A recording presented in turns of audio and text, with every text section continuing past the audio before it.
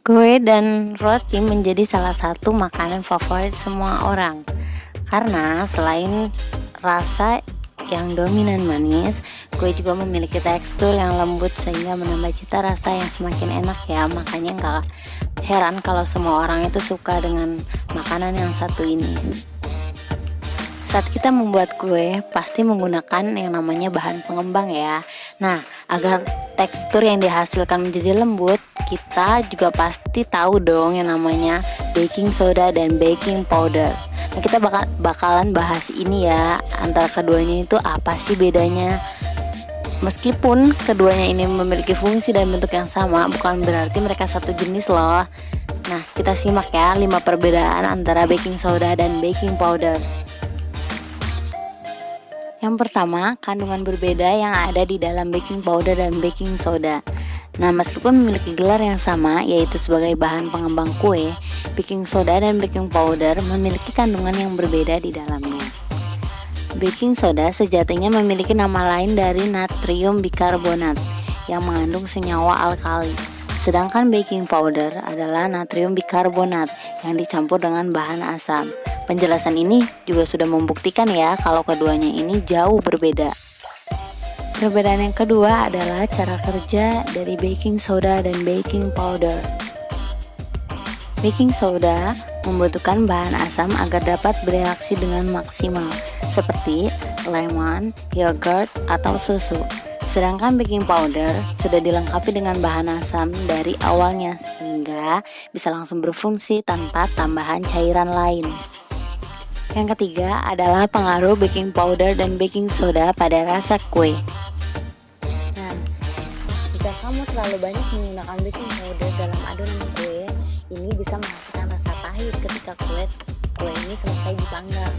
Tapi jika kamu menggunakan baking soda, kamu tidak perlu khawatir karena tidak akan muncul pengaruh rasa sekalipun takarannya melewati batas. Jadi itu bedanya ya.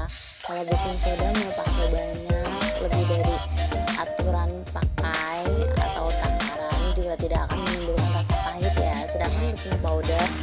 Sedangkan baking powder akan menimbulkan rasa pahit ya jika takarannya melewati batas. Nah, jadi ini udah ada tahu dong bedanya dari segi rasa. Yang keempat adalah tips khusus saat menggunakan baking powder dan baking soda. Baking powder digunakan untuk membuat kue cepat saji. Ya, contohnya seperti bolu, muffin, dan kue-kue lain ya, yang relatif netral.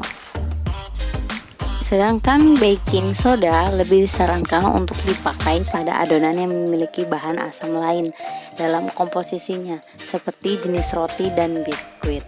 Nah, jadi bedanya tuh kalau yang baking powder itu kayak kue-kue agak basah ya, kayak bolu, muffin. Nah, kalau baking soda ini buat semacam kue-kue kering gitu. Roti juga kan kering teksturnya ya, jadi itu bedanya. Perbedaan yang kelima adalah substitusi antara baking soda dan baking powder. Baking powder pada dasarnya terdiri dari bahan baking soda dengan tambahan zat asam yang lain. Hal itu membuat kita dapat menggunakan baking powder sebagai pengganti baking soda. Nah, sayangnya hal ini tidak berlaku pada pergantian baking soda ke baking powder karena tidak terdapat bahan asam di dalam baking soda.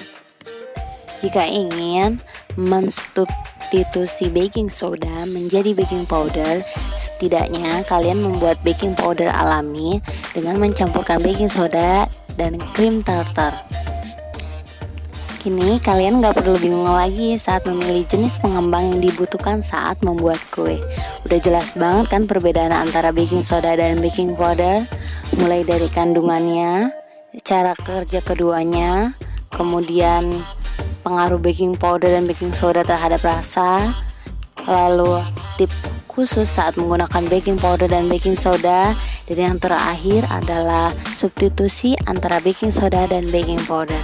Terima kasih telah menonton channel saya, semoga bermanfaat. Dan jangan lupa like dan subscribe video saya ya. Komen juga boleh, kalau ada kritikan dan saran silakan. Thank you.